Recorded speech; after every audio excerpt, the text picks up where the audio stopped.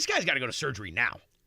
And I'm like, what happened? He goes, you have exploded. Let me show you the thing here. And then you can just see where it's all, I don't know, white or gray or whatever the color is from blood.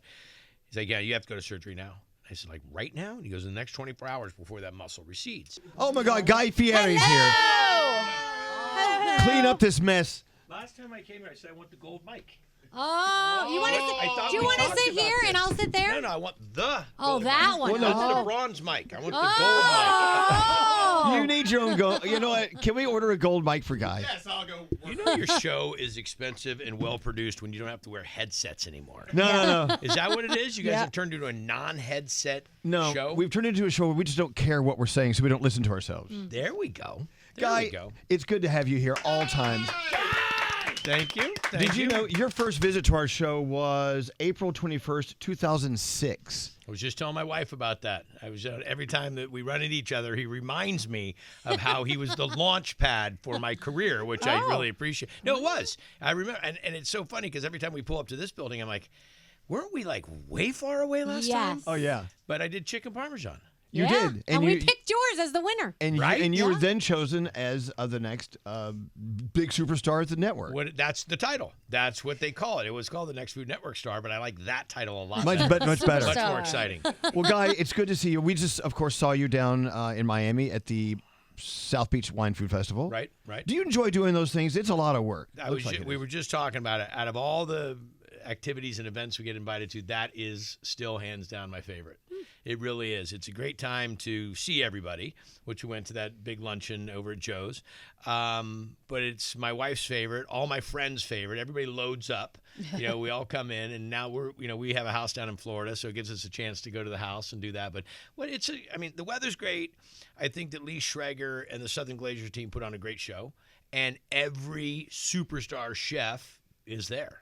By the way, he just mentioned Lee. Yes. Lee's on our show a lot. All the time. He's the biggest pain in the ass on this show. He invites himself and he insists on hair and makeup. You better let him in. He is Lee Brian Schreger, by the way. He is. He's coming in whether invited or not. But you just said very kind things about Lee, and none of us have ever said one nice thing about him. So you're sort of just I'm on Team Lee. That if I want to have my demo, it's when people are awake. It's nice to say take care of the king. Now, it's a cool thing. Plus, they're raising all that money for FIU. They got all those students, giving them practical experience, which I think is super important. It's not easy to put on a festival of that magnitude. I mean, it's huge. Yeah. Did you have a chance to go to my TOC event on Friday night? I did not. Oh, I was not invited. Okay, let's just get this clarified. I think we've said this. I brought gifts, by the way.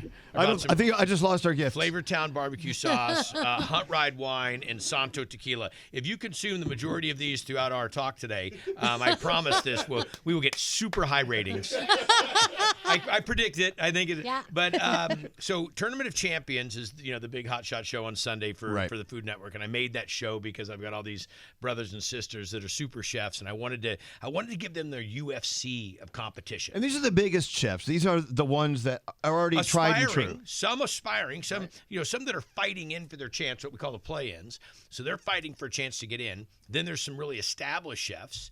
And so we've just got this whole mix, and it's real cutthroat. I mean, it's sudden death. It's one and done. It's bracket. I'm a big basketball fan, and my son Ryder is, he's the one that's drugged me into it. But it's that NCAA tournament style.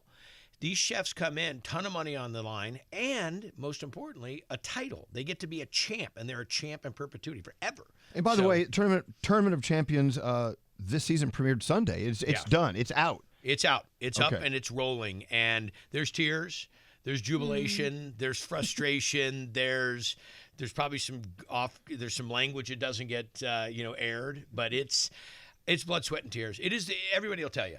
I mean, I'm a huge Iron Chef fan, big kudos, Top Chef, all these different shows and competitions.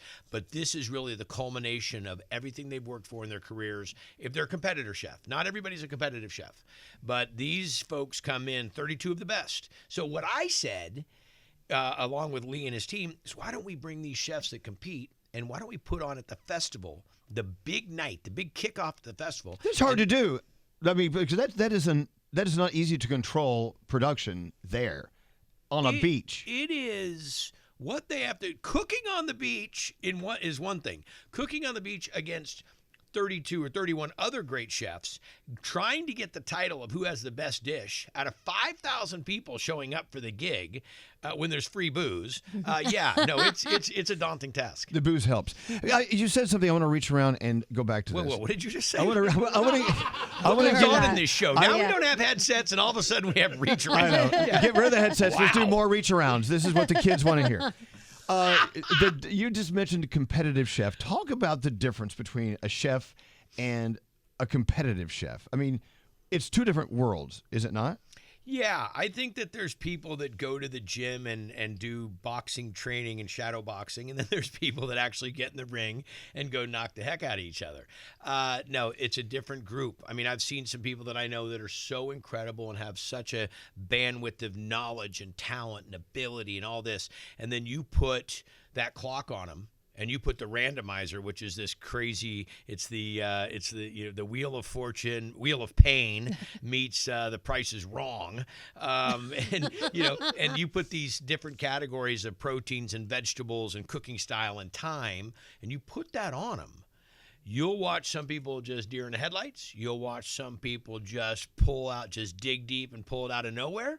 Yeah, it's not everybody's competition. Right. You could be a fantastic chef at a great restaurant and be put on the spot to compete. You're like, so two different worlds. And then you get some chefs that we've never heard of. Like one of my favorite chefs is a young guy named Tobias Dorzon out of Baltimore. And he came and competed on Guys Grocery Games a bunch of times, and he was an ex-NFL player. So ex-NFL player wants to be a chef. Oh, that's cute. No, he always wanted to be a chef. He just happened to get the chance to play in the NFL. But his dad's a really accomplished chef, and he always wanted to be the chef. So he came on Guys Grocery Games a bunch of times. We said, let's give this guy a play-in shot. Let's give him a shot to go on TOC. And he just comes in and rocks the house. But there's a Britt Rosigno. I mean, there's just so many chefs that you've never heard of that now have become kind of a household name. Then you have your Jet Tila. We love Jet Tila, by the way. We all love. Listen, if you've never seen Jet Tila, just do a search and watch him. His energy is fantastic, infectious. And it so happens he just cranks up some really great food. He's not only a phenomenal chef, great dad, great husband to Allie. She's we always make fun. We Allie, what's your husband's name? Oh yeah, Jet. But if one more person comes up to me on the street and says, "When's Jet gonna win TOC?" I'm like, stop. I want all of them to win, and it's hard to see my friends go. But there is no funny business in the way I run competition. I produced the show. I created the show along with my buddy Brian Lando. And, I just told people I'm not going to move the clock. I'm not going to hold time. I'm not going to sit there and explain stuff. It's when that clock goes, it's you're in it to win it, baby. And if you don't, you go home, and it's sad. Now, another show we want to talk about in a second, of course, is the new series, which premieres tomorrow night. Tonight, is it Wednesday? It's okay. Well, it's okay. No headsets, reach around, and we can't get the calendar right. It doesn't. You've already been drinking. I'll take back the tequila. Who wants that Santo tequila? We're editing this all out. Oh, leave it in, please. You can say dirty words, shit, fuck, say it. It's all going away. Reach around stays in. It's approved. Okay. Another show you have brought to us, actually tonight is the premiere, is Flavortown Food Fight. Right. I want to get into this in a second. I've got questions about Flavortown. Where is this place and what does it look like? We'll get into that in a second. Gandhi, what's up? Oh, well, I have questions about Flavortown, too. That's okay. You want to wait till Flavortown? Yeah, let's go to Flavortown first. I have a question. Yes, please. So, have you ever come in contact with a chef or an up-and-coming chef that was just such an ass or didn't have what it takes, and you took them aside and said, listen, it ain't going to happen for you? It's not going to happen for you, but I have had to mentor a few chefs. And not mentor like I know how to do it better than anybody else. I'm a host of a show. More importantly, first and foremost, I'm a chef. I'm a restaurant owner. I've been doing this a while. Thank you to Elvis and you all for kicking off my career. I want to make sure it's I all mention us. It really is. We know where the bedrock is. There you go. But the launch pad, of course, here. But having all that, then hosting shows. But when I got into TV, I didn't know anything about TV. And I really can't do anything unless I understand it 100%. I shouldn't say I know it 110. And so as a producer and as a director and as all these different things, so sometimes I'll watch a chef come in that I think really has promise, but they're quiet or they're too much. They're really barking at the camera, or they're getting too aggressive. And I say, you gotta, we want to know the story, we want to have great food, and we want to know your character. And so sometimes it's bring it up, sometimes it's bring it down, sometimes it's pivot a little bit, sometimes watch the language, sometimes talk to the camera, share. Engage the audience. Remember, this is food television. People are living vicariously through the food that you're making. So a lot of and that's one of my favorite things about my career is watching all of the opportunities that my team and I have helped these, aspiring chefs get to. Well, wait a second then. You pulled someone aside and said, here's my advice. Who pulled you aside, and what did they say to you back in the early days when you were just getting started? And what there was something someone said to you that made you go, oh, holy crap, they're right. I really needed to hear that. Well, actually, my mentor, my coach in life was my dad. I mean, just the heart and soul. And unfortunately, we lost him to pancreatic cancer, but he battled it for 6 years, which shows the tenacity of the guy. He was in Vietnam in diesel submarines back in the day, so he was a pretty tenacious cat. But I remember I was leaving on his birthday to come to New York. I'd never been to New York. My wife, Lori, and I were pregnant with our second son, Ryder, 8 months pregnant. And I'm like, I can't go do this show. And she's like, you need to go do this show. Actually leave, because I'm trying to handle the pregnancy thing and you're a mess. But so I took off to go do the show. And my dad told me the day I left, I said, what am I doing? I don't go television. I'm going to get my ass kicked. I don't want to go on TV and get beat. And he's like, just go be you. He says, don't be anybody that you're not. As soon as they ask you to do something that's not you, don't do it. Just stay true to who you are. And so that was always been my mantra. Yes, spiky blonde hair and tattoos and jewelry. That was nothing that was on the Food Network when I got there. I remember Bobby Flay said to me one time, he says, so are you a chef or a jeweler? I mean, like, That's totally something Bobby would say. It's a fair question. So we're at Bobby's luncheon at Joe's on Friday. Bobby holds this really cool luncheon all the chefs come to. And I see Bobby wearing a big gold chain. And I've never seen Bobby ever wear jewelry. And I said, I just had to say it. So I said, Bobby, let me just ask you a question. So now, are you a chef or are you a jeweler? And he gave me he goes, all right. I deserve that one. He did. But it was really, and that's always been my mantra. I've never really gone by anybody else's design or expectation. But I really did have some great people that stepped in. You know who was one? A friend of yours, Mark Summers. Yeah. Mark gave me some great advice when I first got on Food Network. I had an incredible producer named Mark Disson that helped me with my first show, Guy's Big Bite. But there's some people in the industry that would give you good advice, some would give you bad advice. It's kind of wading through that. But I've been surrounded. My agents at WME are probably the biggest. They're probably the best navigators, Jason Hodis and Jeff Google. These guys at WME have been awesome. So listen, I will say this, and most importantly, she sits right there, my wife. There she is. Who, by the way, you told us all those many years ago that she doesn't cook at all. But that was back then. She actually, when I busted my leg, when I had that big accident, I'm in a wheelchair and she's in the kitchen and she's a way better cook than she gives herself credit. I think she doesn't cook because I'll cook. Smart woman. And it's a great combo because I don't do dishes. So well, here's what you said. Can we go back in time? Oh, Lord. Oh, Jesus. There you go. I mean, people say nothing turns them on better than someone who knows their way around the kitchen. Oh, yeah. My wife doesn't cook. Your wife doesn't cook? No, she doesn't cook. Oh, wow. No, really. She came from all the way Providence, Rhode Island to California, Long Beach, and meets this guy. And my name's Guy, but my nickname's Guido. And she goes, oh, great. She goes, I come from Rhode Island and I go to California. But she doesn't cook. So, no, it does pretty well for me.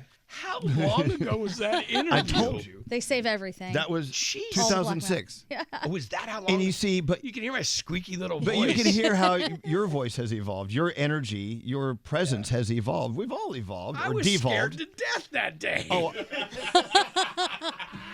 I've got more of that. And it was so early in the morning. We had to make all the food in the morning. And I'm like, where are we going? And again, I'd never been to New York. I was just telling someone a story. I was telling you the story. When I came walking in, I flew in, my dad's birthday, pregnant wife at home. I'm in shorts, flip-flops, a yellow leather jacket, and I get out. I don't even know what street it is. Right by Peter McManus is the bar. I just remember the bar.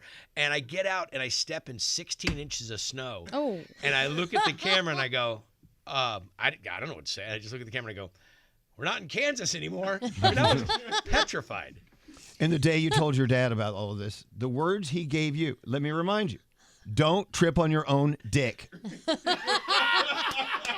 Solid advice. It's don't let your alligator mouth overload your hummingbird ass. That was the first one. There was so many. My dad, his name is Jim, but we called him Jamps because that's what Hunter could call him when he was a little boy. Is he called him Jamps? So everybody called him Jamps, and he was still to this day. I was just talking about the other day. I just want to call him and ask for advice on things. But yeah, really, both my mom and dad. My mom's 82 and fiery redhead.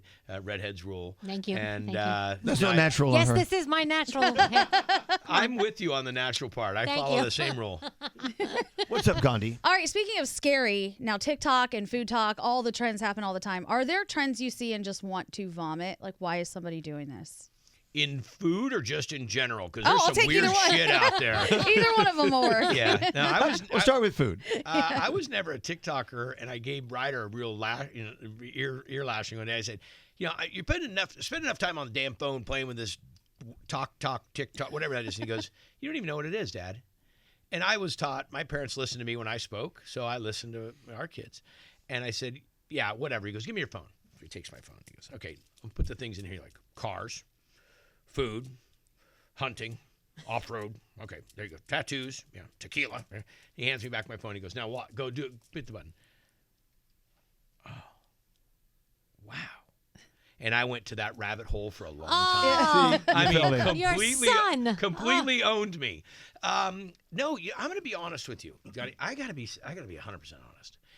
Yeah, there's some weird stuff that I see going on, like when they dump everything in and it's homogenized and they cook it off and you don't know where it was made and it really looks bad. And then there's some chefs that are talking about it while it's being done and you do want to kind of throw up. Mm-hmm. There are some of those. But on the other side of it, there is some creative. Like, you shouldn't be doing that. You shouldn't be putting that combo together. Or you shouldn't be throwing that into an air fryer that way. And then all of a sudden, like people using spring rolls or using rice paper, dried rice paper, and then taking them and filling them and then frying them in air fryers. And I'm looking at it going, I think that works. So, no, there are some really ingenious, creative wow moments. And I've had some of those chefs compete on Guys Grocery Games. And then there's some stuff where you should be locked out of your own home and not allowed to cook. Yes. Okay, because some of it is really, really, really bad. And they're doing things that, like, you don't take dry pasta, put it with a bunch of chicken stock, feta cheese, chunks of zucchini, raw chicken. And it reminds me, oh, gosh, I'm going to get in so much trouble for this. She's going to kill me. Hopefully she's not listening. Should I say the Aunt Patty? Yes, you should. She's not listening. Yeah. So She's not a fan. I hate eggs. Okay. I like to cook with eggs. I like carbonara. I like Caesar dressing. I like, anything that does with it, breading, so forth. But an over easy egg, not so much. Scrambled eggs, absolutely not. Wow. But my aunt had made quiche one time. My parents were gone. And my sister had cancer at a young age, and so my parents were gone a lot. I stayed with my Aunt Patty. She made quiche, and I remember eating the quiche and pulling out this slab of bacon. And I'm like, I think you're supposed to cook the bacon before. She goes, no, the quiche cooks. Oh. And if it's going to cook, the bacon will cook. Oh, no. And so it was this flabby bacon. So I hated quiche. I hated quiche 1,000 times more. But I love my Aunt Patty. Aunt Patty, don't kill me, okay? I'm going to get it for She tried to kill you. So. She did. No, Aunt Patty's the best. I thought you were going to say something about the people that dump everything into their sink and make food in the sink because it makes me want to vomit every time I see it. Like, the germs. Disgusting. Well, you could do surgery in our kitchen at our house. My wife is so clean and so meticulous about cleaning. Like, I have to take a video of me loading the dishwasher to prove that I did it, correctly. I mean, I'm the same way. Yeah. My dishes must be clean as they go into the dishwasher. Don't even get me started because we'll just get rid of the dishes if they weren't clean correctly. But no, the sink can't get sanitized enough. I mean, in restaurants, we have sinks that we use only for washing vegetables or doing prep, and then we have ones that we only do, dishwashing in. It's very, very important that that's followed. But no, there's some things that are going on out there. Again, I just use that term homogenization, where they're just dumping tons of stuff in and then cooking it off like it's going to come out of a magic oven. Oh. And even when it does come out, you look at it and you're like, somebody just made hot throw up. Ew. Yes. Yeah. Well, then might as well cook it in the toilet. Absolutely. Oh my Little God. sous vide, little toilet sous vide. Oh, Gonna vomit. Why not? Come on. Let's talk about Even tonight. if it was a new toilet, it would still be the grossest No, thing. it's just So the gross. thought of it. No. Let's talk about tonight. Tonight is the premiere of the brand new series, Flavortown Food Fight. It's on tonight on the Food Network, of course, streaming next day on HBO Max, which is tomorrow, HBO Max and Discovery Plus. Now, we've heard you talk about this Flavortown place for years. We've, in our own minds, have a picture of what it looks like. Have you ever been to, let's say, Universal to go ride rides and whatever? They always have like a kids section. Ooh, It's all like- Seussland. What? Seussland. Seuss Yeah, Landing, Seussland. yeah. It's all Yeah. like animated things and colorful. This and I see Flavortown looking like that. I see Flavortown as being an animated place that is not real at all. It's so fun, full of life, full of good food. But you're taking us to the real Flavortown now, is what you're telling us. Well, Flavortown did not start as like I really had a design. Flavortown started as me talking about this pizza. It was this huge pizza. And I grab a hold of it and I said, I'm always trying to make my crew laugh. You know, I travel with the same team for the last, 17 years doing diners, drive-ins, and dives, also on the Food Network. Where is Flavortown located? First? Flavortown is right between Soggyville and Crunchytown. Got it. Thank you very much. I'll be here all week. I want a gold mic, damn it. Okay, so you're walking out with this big pizza. So I have the pizza, and I said, it looks like the steering wheel on the bus going to Flavortown. That was it. That was it? I just made this bullshit one-liner. Okay. A couple months later, there's this big plate of pasta, and it's got shellfish and everything. I said, look at this thing. It looks like a manhole cover. It looks like the manhole cover on the streets of Flavortown.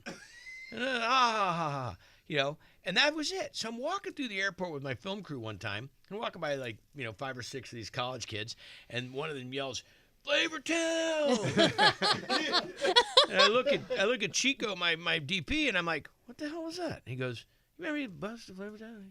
I go, people listen to that shit? I mean, they extrapolate that from diners, drive-ins, and dives to Yes. Flavortown? It's what sticks. So then, just like eating it on a flip-flop. I never meant that to be funny. I'm just talking smack.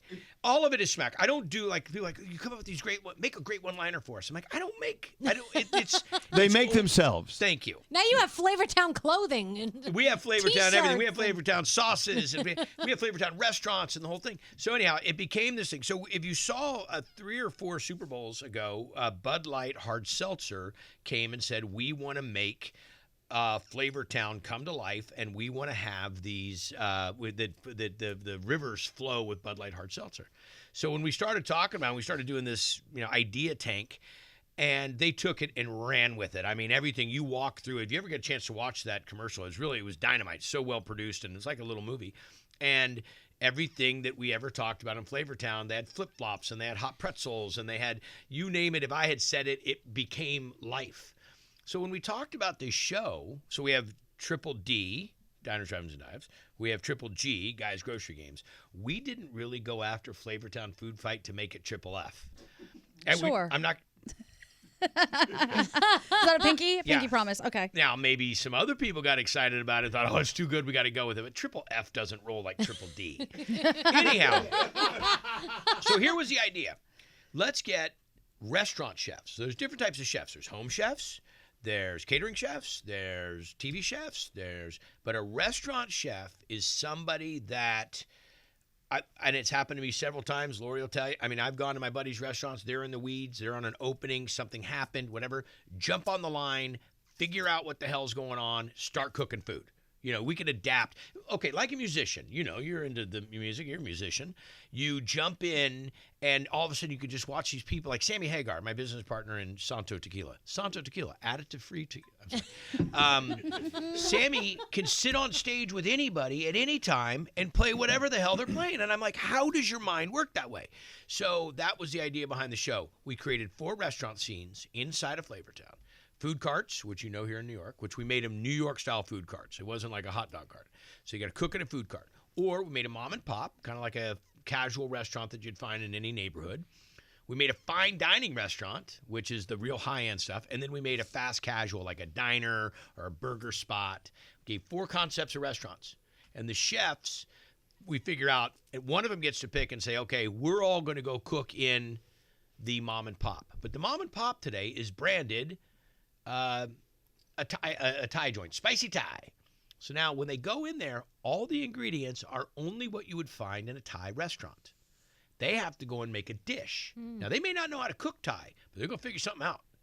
And then judges are watching them. So they're not just watching what they cook and tasting it. They're also watching how they cook, how they work, what is their techniques, what are their chops, so forth. So it's really more designed to looking at a professional chef working in a professional environment. It's badass. I mean, wait, it's on tonight, and it's going to rock the house. And it was, I mean, again, one of those environments that is no bullshit. Could this be the most fun show that you have put together tonight? I'm going to say, I mean, guys, they're all... You could say yes, so we can get people to watch. Okay, yeah. You know what? Just as you were saying, Elvis, it's your favorite show, so therefore, yes, it is also my favorite show. Tonight, the premiere tonight. You doing that liner for me later. Whatever we can do to get people through the door. No, here's the thing. It's something you haven't seen before. And taking the studio and building out this fictitious town. I named all the restaurants after, most of the restaurants are named after my family. Like, we start off with Loretta's Diner. Her name's Lori, but I call her Loretta. I wanted her to have a real formal name. But we have Jams's Coffee Shop. My mom's Penny, so we have Chez Penny. So the fine dining will be 10 different concepts. It'll never be the same. So if a chef won there at Chez Penny, here's what happens. When the chef wins, they win the money, but they also come back as the returning champ. I always like that about Jeopardy, how you got to know somebody. This can really build a career. If somebody comes and wins 3 or 4 times, right, they're going to win a ton of money, but they're also going to become pretty well known by the Food Network fans. So that's tonight. It's born tonight before your eyes. It's, of course, Flavortown Food Fight premiering tonight at 9 o'clock. You want to hear an interesting piece about this? Please do. So I had this accident, second episode. I heard about this. Nasty. Show you a picture. You fell down some stairs? So I was walking. It was raining. It just started raining. And I'm walking out of my trailer, and my left foot in brand new cowboy boots, so there's no scuff on them. They're really slick. Slides off the threshold down the first step, the second step, the third step, all the way to the ground. Oh. My right leg the cowboy boot gets stuck on the threshold, so it bends all the way behind me. And all of a sudden, I hear a gunshot. I don't know what happened, but I am just... Now I'm out of the trailer, laying on the rainy, on the wet ground, and I am in more pain. I can't even figure. Did I have a heart attack? Did I get shot? I mean, what is exactly taking place? So I'm laying there, and I was in pretty bad shock. And I stand up, and they bring the nurse, the EMT, over, and she looks at me, and she looks at my leg, and she goes, "You need to go to the hospital." And I'm like, "Did I break my leg?" She's like, "No, but you've separated something because you're missing." And she pointed at my leg, and you could see through my pants that there was a big divot. Oof. And so the top of my muscle, the top quad muscle, had been pulled so hard that it exploded. So it's making me hurt. So she came over, and my team's there, and I'm didn't get emotional, I didn't get worked up about it until Hunter came over and goes, "Oh my God, Dad." And so I'm standing there, and so I kind of calmed down. Thanks, Hunter. But as soon as you see your kids, you see your kids, see your wife, you see anything. And they're freaking out. Yeah. That's kind of, and Hunter wasn't losing it, but he definitely was kind of encouraging me, let's go to the hospital. So I said to the MT, I said, "Can you tape me up?" And she says, yeah, I'll tape you up. So I'm standing in front of all my producers. It's the pre-pro meeting. We're getting ready to go back after lunch, and or right before lunch, and she tapes my leg up, and we had the meeting, and I said, "Okay, do I have to go to the hospital now?" And she's like, "You need to go to the hospital." I said, "Well, we've got like an hour left to film the show, to finish the show. Can we go finish it?" And she's like, "Yeah, that's not a good idea." So what did you do? So I went and finished the show. Oh my So when we see episode... Oh, hang on, this gets worse. Oh, no. This gets a lot worse. So I go finish the show, and now it's lunch break. And I called our doctor buddy, Dr. Brian, and I said, "Hey, this thing happened." He goes, "Okay, come in, let's see us." So I go in, and they have somebody evaluate me, and the doctor's like, "Yeah, you're going to go for an MRI right now." So they take me in, they get me an MRI. This is all my hour lunch break. And I'm laying in the gurney, and Dr. Brian's there, and he's like, "Yeah, I think you got a pretty good tear." And the other doctor comes around the corner with a big piece of paper, and he's saying, "Tear? Tear?" It's like, practice? We're not talking about any practice. He goes, "This guy's got to go to surgery now." And I'm like, "What happened?" He goes, "You have exploded. Let me show you the thing here." And then you can just see where it's all, I don't know, white or gray or whatever the color is from blood. He's like, "Yeah, you have to go to surgery now." I said, "Like right now?" And he goes, "In the next 24 hours before that muscle recedes." I said, "Okay, can I screw it up any worse?" And he goes, "I don't think there's a possible way to screw your leg up any worse." I said, "Fine, take me back up." And he goes, "Where are you going?" I said, "I got another show to shoot." Oh, God. Oh, my gosh. You did not. You didn't do it. So he did it. So he goes. Oh, I haven't called her yet. I hadn't called Lori yet. Oh, no, had your wife been there, there was a lot of how would it have been different? No, she knows. I mean, yes, I will listen to her, but I also know my own stupidness and play. Here's the whole reason why. I have 125 people on my crew. This was the last shoot anybody was going to do before Christmas. There's no insurance that's going to come to anybody before Christmas. So either we shoot the show, and we got chefs that are standing by waiting. It was a whole new show that day. We shoot 2 a day. So I said, just give me some crutches. Let's go. So we went back, and now I'm, and crutches taped up, and I shoot the show, and we got it done. And I don't know it's my best show. I mean, I don't even know which episode it's going to air as. So that was it. So next morning, Lori drove me to the hospital, and at 6 a.m. they did the surgery, and they had to pull the 2 muscles together, one from the knee area and one from the hip area, and pull it down and then sew it together. And they're like, the doctor says, I've done these surgeries on the leg. He goes, I've never seen this. So do the surgery. That was on Friday. So Saturday, I called my team and I said, we're shooting Tuesday. So everybody came back and we shot 12 more shows. And I just shot them. So I'd sit in the wheelchair. And then when it was my turn to talk, I would get up. And I had this big, and they made Velcro pants that So this is on camera. We'll see this, or you won't know. You won't know. You won't Wow. know. No. So A lot when of I stand painkillers there, involved there? there was some, but I'm telling you, it didn't work. The painkillers, I was like, I thought I was going to really get like a little benefit out of this. So I stand there. So every time you'll see me, I'm either by a park bench or a pole or a sign. Now we know. Because I can't put any weight on it. But we knocked out all the shows. Everybody got paid. Everybody went home, and we had I think we made some really good TV. But I couldn't let my team down. Oh so at the end of the run, I said, anybody here ever going to call in sick again? Wow. You're nuts. Might not have been the smartest thing, but you can't let your crew down. You know what? You've all worked sick. It speaks volumes. But, okay, so watch the whole season, including tonight when it kicks off, of course, around 9 o'clock tonight, East Coast time, right, on the Food Network. And you can stream it on HBO Max and Discovery Plus starting tomorrow. Now you know something no one else knows. Yeah, and I didn't mean for that to even come out. I was doing an interview, and the guy, Larry Fink, who's a buddy, I've done interviews with him forever, but he sees my crutches in the background. And he's like, hey, what's up with the leg? Or what happened? What's the crutches? And then I just shoot. Anyhow, it got out. And I didn't want it to get out because I'm not into I didn't want a whole bunch of news about it. I mean, after now, I'll talk about it because it was kind of it's a funny story. But then I was not in the funny story mood. And it came out, so we get a million questions about it. But it did give me, one, my wife was incredible taking care of me. 2, my boys stepped up and helped out quite a bit, especially at Thanksgiving and Christmas. But not cooking Thanksgiving and Christmas drove me nuts.